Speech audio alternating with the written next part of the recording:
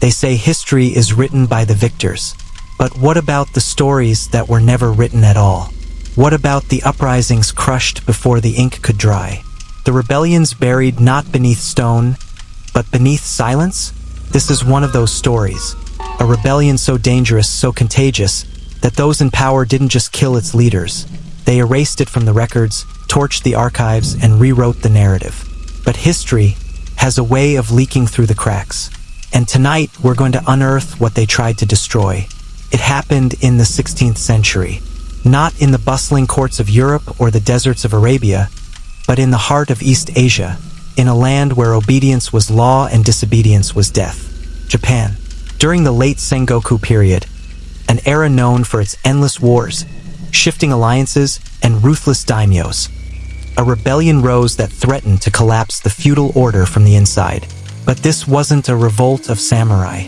This wasn't about rival clans or battlefield honor. This was something much more dangerous. It was a rebellion led by peasants, by farmers, by fishermen, monks, and outcasts. And most dangerously of all, it was led in the name of a foreign god. Christianity had crept into Japan like a whisper. Portuguese missionaries, armed not with swords but with Bibles, had begun converting the lower classes, offering them not just salvation but dignity. To a starving peasant in feudal Japan, the promise of a god who saw all men as equal was more powerful than any katana. By the early 1600s, over 300,000 Japanese had converted to Christianity, and the shogunate was terrified. To Tokugawa Ieyasu and his successors, Christianity wasn't just a religion. It was a political virus, a threat to social harmony, to loyalty, and most of all, to obedience. So they acted. They outlawed Christianity. They crucified missionaries. They made believers renounce their faith by stepping on images of Christ.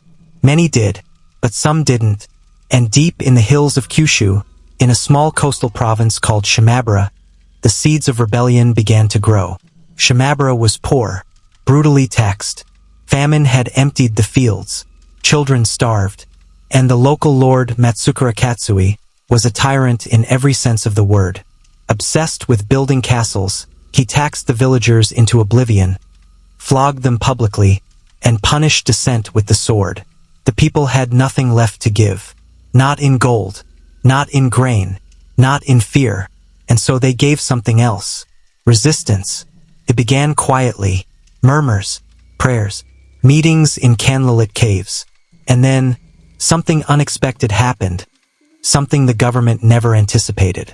The rebels found a leader, but not a general, not a warrior, a boy. His name was Amakusa Shirō Tokusada, only 16 years old, but already a charismatic preacher. They called him a miracle worker, prophet, a messiah. To the rebels, he wasn't just a leader, he was hope. By late 1637, over 20,000 peasants, Christians, and ronin masterless samurai gathered under his banner. They seized weapons, stormed outposts, and took control of Hara Castle, a fortress by the sea. And there they made their stand. The Tokugawa Shogunate responded with fury.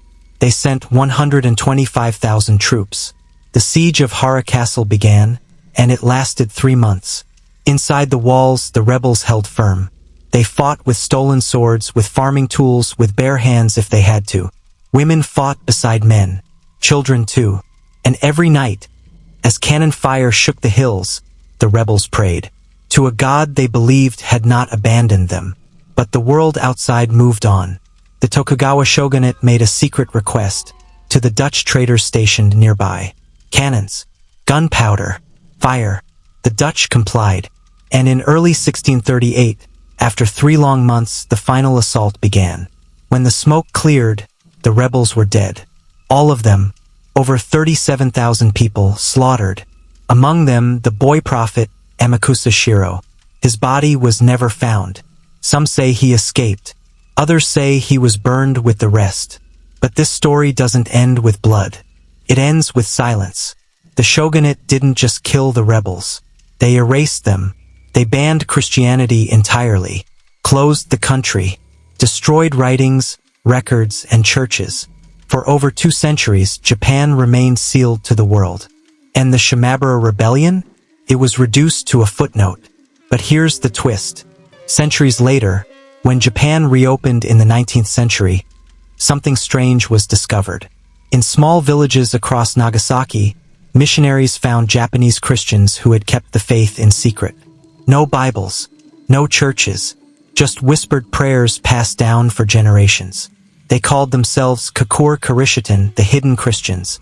And among their stories was the legend of a boy leader, a boy who defied an empire, a boy who gave the people hope, even if it meant death.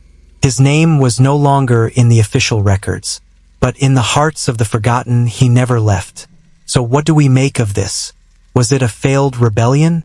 Or a quiet revolution? A story of defeat? Or of defiance? History tries to burn what it fears, but fire cannot destroy memory, and silence cannot erase truth, not forever. Tonight, we remember those who were buried not in the earth, but in ash. And we ask the question the victors never want us to ask. What else did they burn? And who are we still forgetting?